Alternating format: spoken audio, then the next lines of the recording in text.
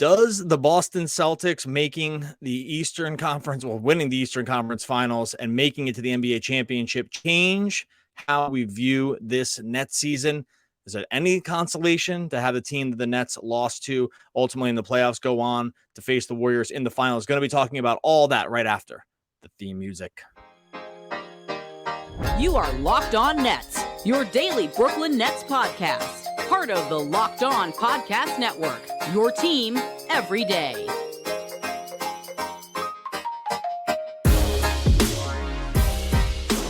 Brooklyn, yo. All right, welcome back to the Locked On Nets podcast on the Locked On Podcast Network, your team, the Brooklyn Nets, every single day.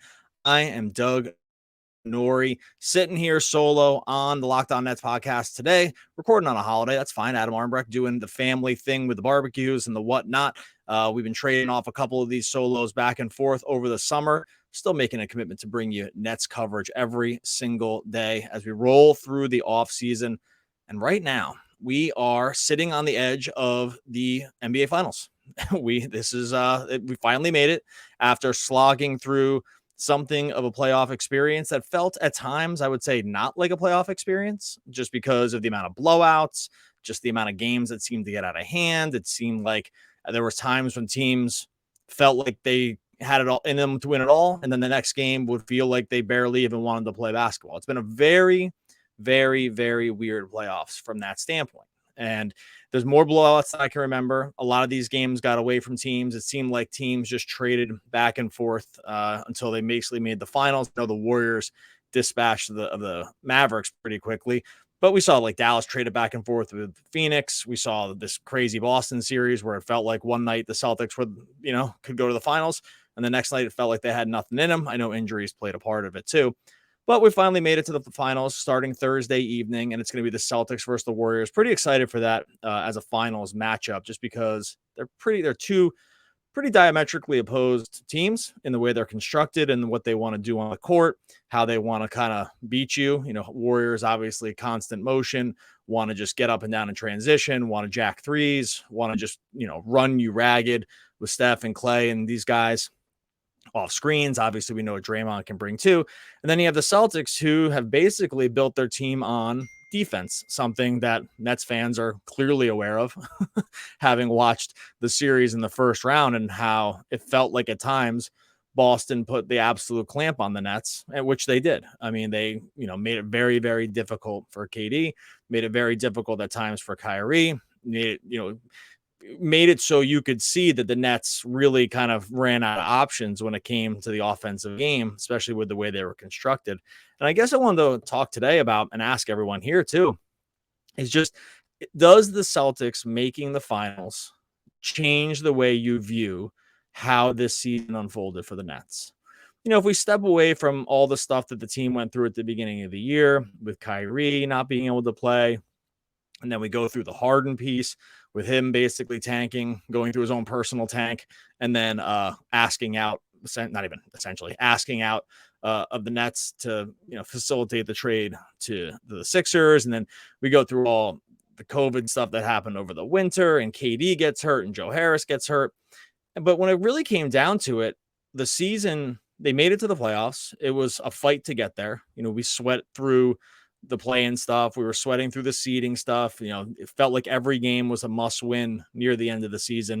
If you just doesn't even take that long to rethink about that. Just remember how all those games near the end of the year, like we were on the edge of our seat, like just, scraping by the Rockets, losing to the Hornets, all these games that really felt like they were super high stakes and felt like the Nets sort of struggled with. But in the end, they did make the playoffs. They got to they make it to the first round against the Celtics. And I remember at the time sending out a tweet. I think I was like kind of half joking, but not really. That basically said, winner of Nets Celtics is going to the finals. And I did feel actually pretty confident. I want to believe that I felt pretty confident about that at the time. One, I felt pretty confident that the Celtics were actually a really, really good team. And I remember talking to John Corrales before that series started, and he picked the Celtics in 6. And Adam and I both, I think it was 6. Celtics in 6. Did he even say 5? And I think Adam and I were both taken aback by his confidence at the time. He ended up being obviously more than a little correct in that assessment about where they ended up landing. But I remember thinking at the time, pretty confident that that series had a chance to sort of define the Eastern Conference. I thought it was going to be a lot closer. I think we all did. I think no one really saw a Nets sweep happening at all, or excuse me, a Celtics sweep over the Nets happening at all. That felt completely crazy to think about because, after coming off the season, you still got KD, you still have Kyrie Irving, you still have some role players that can make things happen. Seth Curry had looked really good for them. You want to believe you can get some Drummond minutes. Maybe we get Claxton off the bench. There was, I remember too, there was still a chance that Ben Simmons was going to play. That feels like an absolute eternity ago when it came to his availability. But if we don't, we think a little bit back to it, we say, oh yeah, remember we were going on a day-to-day basis around whether he was going to be able to play or not. Get Bruce Brown some quality minutes there.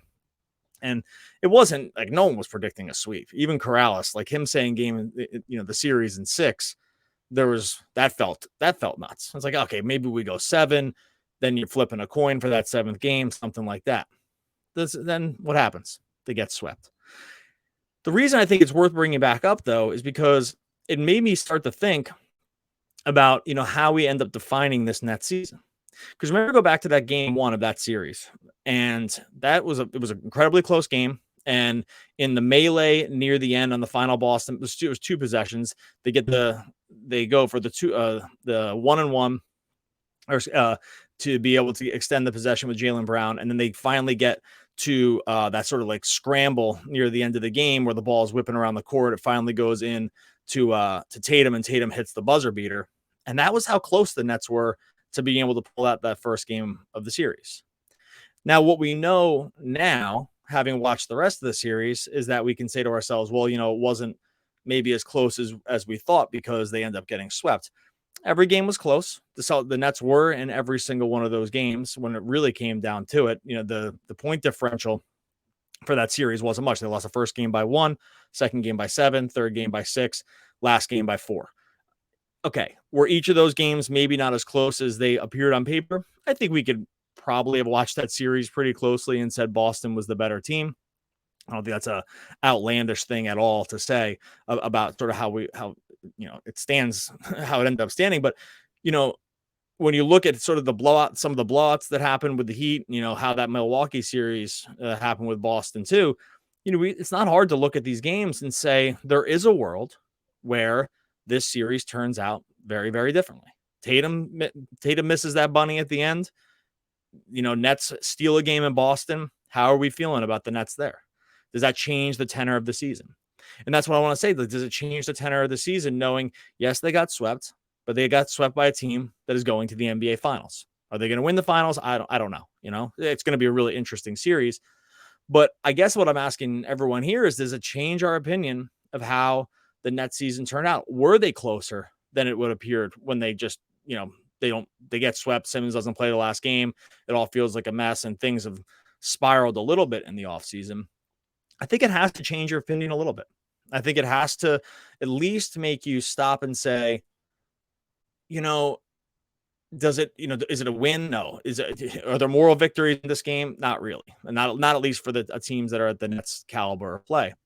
But I think you have to look back at it and say, okay, hey, this was a really, really quality team they just lost to. This is a team that is going to the NBA Finals, that just walked through, that was able to beat Giannis in 7 games, was able to beat a Jimmy Butler that was completely out of his mind in the last 2 games for Miami, and being able to pull those. I mean, I know they lost game 6, but they stood toe to toe with some of these guys that were just, at the tops of their games, and they ended up going to the finals. I think it changes the way you feel about the Nets season. I think it doesn't look as bad. It doesn't look, it's not a championship, but it doesn't look as bad. I do want to talk a little bit more about what that means, what the Nets sort of need to do in terms of team building so they can be, in this echelon again, how worried we are about the Eastern Conference going forward, and, where the Nets stand with that as well, because I think this, Boston making the finals with this team does beg the question about where the balance of power lies in the Eastern Conference. I'm going to talk about all that in a second. First, got to talk to you about our friends over at Prize Picks. Prize Picks is the award-winning daily fantasy option app for the NBA. It's super easy. It's player props. You pile them together on Prize Picks. You go over, under on projections. It's just you versus the numbers, and you can win up to 10 times on any entry. You can make an entry in 60 seconds or less. It's super easy. You go over there for the finals for Prize Picks. You pick a player. You pick rebounds, points, assists, steals, blocks, anything you want up there. You put, like I said, 2 to 5 players. You increase those odds as you go up to determine how many players you're going to put together. You can actually mix and match sports if you want to maybe throw some NBA with the MLB as well. Prize Picks has you covered there for a limited time. Prize Picks users get an exclusive no-brainer of an offer. You get $50 for free if a player in your first Prize Picks entry scores just a single point. Can't be easier than that. $50 for free, single point. You have to use the promo code NBA. Exclusive offer available for Locked On fans. Sign up today. Use the promo code NBA for $50 for free if a player in your first Prize Picks entry scores a single point. Prize Picks is daily fantasy made easy. Okay, so balance of power, Eastern Conference. Celtics make it to the finals. They were not the favorites going into the playoffs. Well, by some analytics, they people had, 538 had the Celtics as the odds-on favorite to win the championship as early as before the playoffs started. That was not the way how things opened up to start the playoffs. Both the Bucks and the Nets, I believe, were favored over the Celtics going in.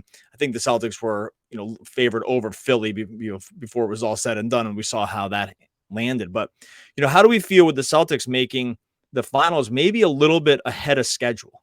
This is the other thing that's going to start to throw maybe a little monkey wrench in where the Nets see their destiny ultimately lying in the Eastern Conference. Adam and I talked about it yesterday on the podcast about, where the Nets have to believe they are in terms of the hierarchy. As long as you have Kevin Durant, even if it's not correct, you always have to view yourself as a title contender. That's just the way it is now. You're pot committed on this as a team. This is why we said we think we're going to see Kyrie Irving back. This is why you need Ben Simmons to come out to be the very best version of himself. The Nets are just in this place as a team at this point. So they're, and they deserve to be. When you have Kevin Durant on your team, you have to be, especially the levels that he's been playing at over this past year when he was healthy, you have to believe you're a championship level team. That's just correct. So, not throwing anything at the Nets for me believing that it is correct. That's where they stand right now as a team. But it does kind of make you wonder about, how the Eastern Conference layout is going to look like for the rest of this Kevin Durant run. Because I don't think, midway through the season for sure, even near the end of the season, I don't think a lot of people at least, were seeing Boston as the sort of perennial title contender, right? Yeah, nice team, really nice defense, a true star in Tatum for sure, a nice supporting cast. But every year title contender from here on out, I don't think many people would have labeled the Celtics like that. So at one point, it's not the worst thing in the world to have lost the first round against the team that ultimately went to the finals.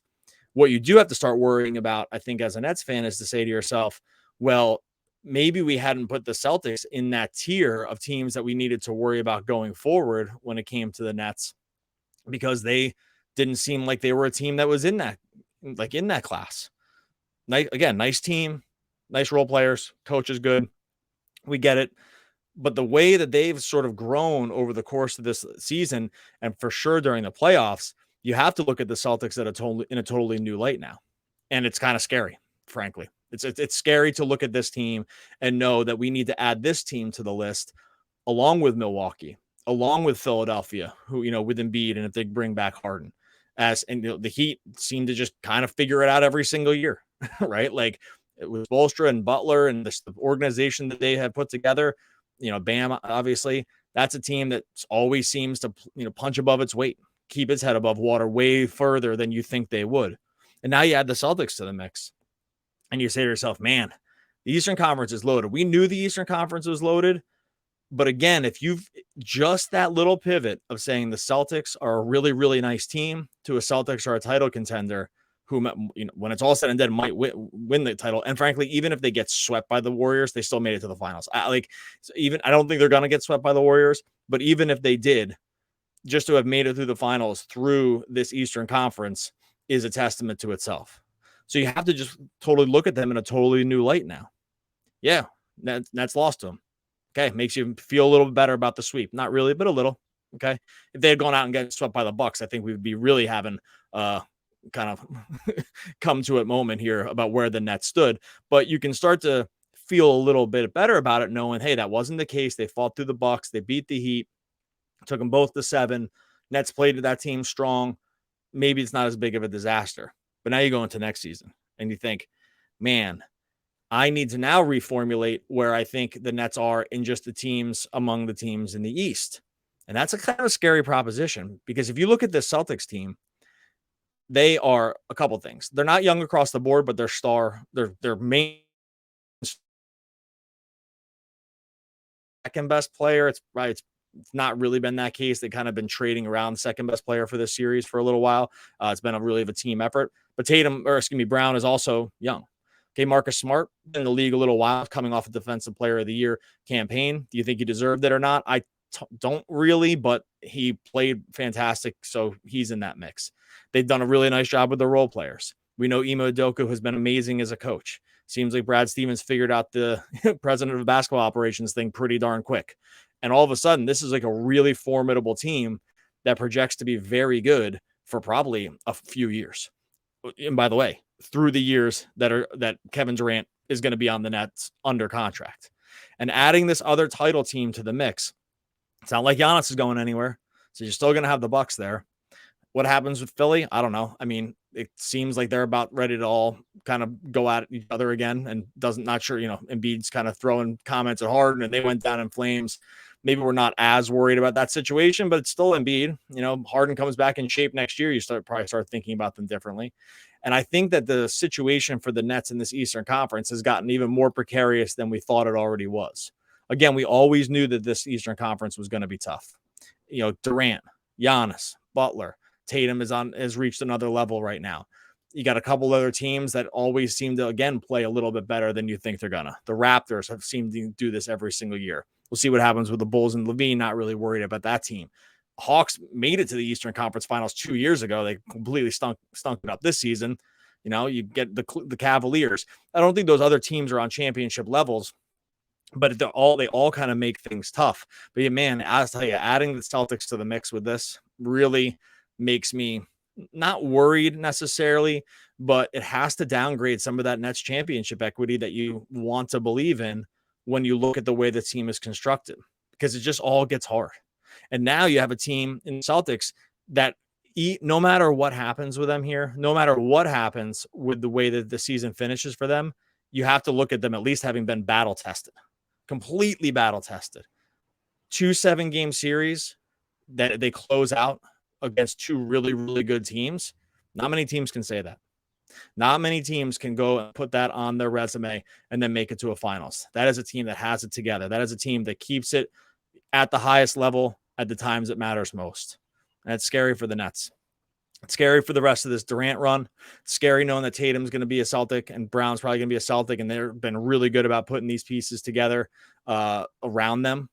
That their coach is up to the task, and it just got to make you worried. So again, just to reiterate, yes, not like feeling a little bit better about, I know I've said this a couple of times, feeling a little bit better about maybe the way the season ended and who you lost to, but now looking forward to the rest of the season, you think to yourself, the rest of this run with Durant. And I think they get Kyrie back here. We said that on the podcast the other day. I think when it's all said and done, Kyrie is a net. I think it's beneficial to both teams. I think you're seeing both teams, or seeing both sides. You're seeing both sides probably play a little hardball.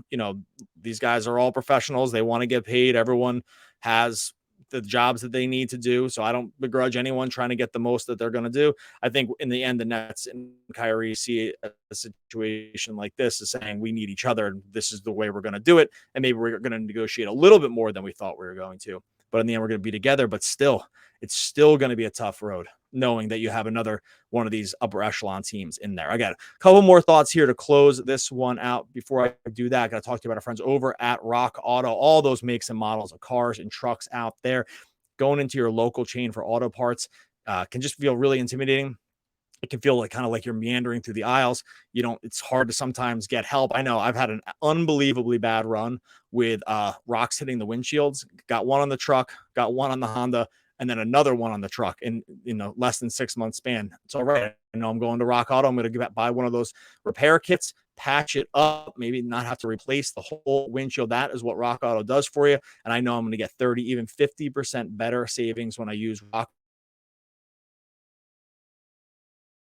for your car or truck. You write Locked On in the How Did You Hear About Us box, so they know that we sent you. Amazing selection, reliably low prices, all the parts your car will ever need. rockauto.com. And when you are done with that, make sure you are going and checking out the Locked On NBA Big Board. That is with our man, Rafael Barlow. They're doing this are all those NBA draft junkies out there. He's the author of the NBA Big Board newsletter. He's going to be joined by Richard Stamen, Sam Ferris, Leif Thulin. They're going to give fans an in-depth look at the NBA draft, mock drafts, player rankings, and of course, all the big boards. It's free and available wherever you get your podcast. That's the Locked On NBA Big Board. All right. Let's close this thing out here. Just to make some predictions. Love to hear what your predictions are, by the way, for the finals. I think that these two teams, the way that they're matched up, really, really interesting with the way you get constant motion from the Warriors. They're going to try to run you ragged, like we said before. We know that Boston is up to the task when it comes to the defense, the way that they're able to just kind of clamp other teams down. They have lots of ways they can switch on you. They have point of attack defenders that can make the opposing team's life difficult when it comes to that. So I think the way that they match up is really interesting. It's definitely not one for one. They're built almost completely differently on basically just two competing ideas of how they want to play their games. It's based on personnel. They have totally different personnel, and they just have catered their teams to fit their their superstar level personnel. And that's really, really smart. This is what you see really good teams do. Both of them have done it. Ime's done it with Boston. We've obviously seen what Kerr has done over the years with the Warriors. This is not new. This is all, this a lot with the Warriors, at least. We've seen this for years and years and years. But, it's back to just kind of Curry's team, like sort of that we knew it to be right at the beginning when the Warriors began to run Curry's team with Clay and Draymond around them. Some other parts that have looked amazing, like Wiggins at times. Obviously, they're getting a ton out of Kevon Looney. This is a team, but this is sort of back to those Warriors early championship roots, if you want to call it, around how that they can kind of put together a championship level team. And then you get this unbelievable defense in Boston that just makes it impossible for other teams to not impossible, it's so difficult for other teams to score. Go back to that net series, 114 the first game, 107, 103, 112 in the last one. And like I said, that 112, that didn't feel as close as 4 points. If you're able to really and honestly think back to how that series turned out. So let's make some predictions. Adam and I will do it too, but I'll throw it out there now. I think that the Warriors take this in 6. That's kind of how I see it. I think that the Celtics have had such a difficult time. It's going to help them to get some rest for a few days because their legs looked completely shot by the end of the Miami series. But in the end, I think the Warriors are just going to run them all the way down. I think it's just going to be very, very difficult. They have not faced a team like this Warriors team yet. They have not faced a team for 7 games or an extended series that's just going to, again, try to run you all around. The Warriors dispatched the Mavericks in no time. Almost to the point where it's like they punted game 4 just to get it back to Oracle to get the the gate money with some of the lineups that they played in that game 4. They had no problem there. Yeah, the Memphis series went a game longer than they thought it was gonna. No Ja. That one, I know they got crushed in the one game. That one didn't feel all that difficult either. But I think that's where I think in the end, some of the fatigue stuff is going to catch up with Boston before it's all said and done. That's my prediction for how I think the series turns out.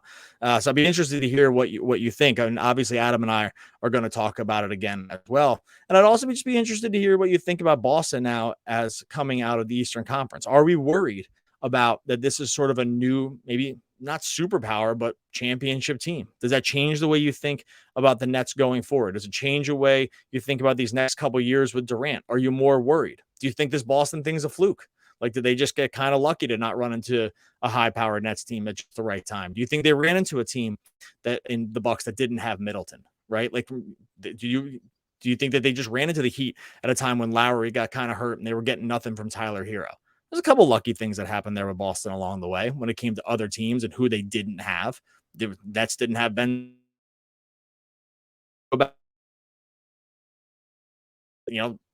got really lucky. The Bucks didn't have their third best, if you want to put Holiday there. Lowry was a shell of himself by the time it was all said and done in the Heat series, and they had nobody, and they still took him to 7. I can hear that argument too. I can definitely hear that side of the argument. It's more about that fact that we're now putting Boston in a different tier, I think, than we thought we were going to, even when the playoffs started. That's the scary proposition, I think, right now. And that's the scary proposition in going back and thinking about the beginning of those playoffs and where we thought about the Nets going into that first game, into that first series, thinking, we said Nets in 7, Corrales said Boston in 6. They dispatched them in a sweep. And even then, I'm not sure we thought totally that Boston was on the kind of trajectory they're on now. And now they're sitting on the cusp of a championship. All right. Adam and I will be back tomorrow talking more about this, looking more at the finals. We're starting really diving deep into the draft. Adam's got a ton of free agent stuff he wants to get to as well. So do I, because Nets have a lot of decisions to make here. Hopefully, we're able to get a little bit more reporting over these next week or two about where the Kyrie Irving negotiations stand. If Durant has spoken with the team, we hopefully that they're on speaking terms, because I know the Christian Winfield article made it sound like maybe they weren't, still not totally worried, still beginning of the offseason. In the meantime, make sure you subscribe to the YouTube channel. Make sure you also like and subscribe wherever you listen to podcasts. We are free and available on all platforms. Thanks so much for being on the ride with us over through this offseason. We'll be back again tomorrow talking more Brooklyn Nets basketball.